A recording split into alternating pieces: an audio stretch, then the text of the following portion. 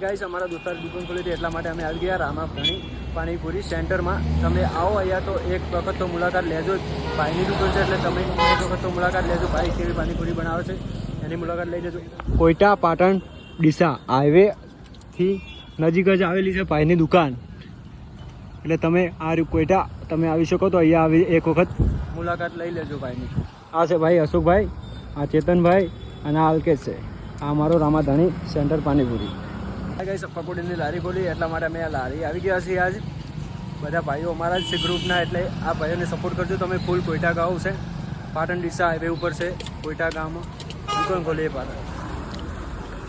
Guys આ અમારા અલ્કેશભાઈ છે, એ પણ અમારા જ મેમ્બર છે. ચાલુ છો?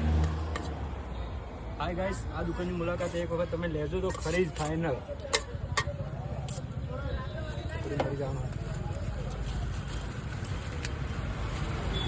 એમાં તાજે આવતું આપણે લાઈવ બોલાવી કરેક્ટમાં આવતું અવશ્ય આપણે પાણીપુરી સેન્ટર ભાઈ એક નંબર બનાવે છે. એના માટે તમને કહી દઉં કે તમે જ્યારે અહીંયા નીકળો ત્યારે અહીંયા આવીશું.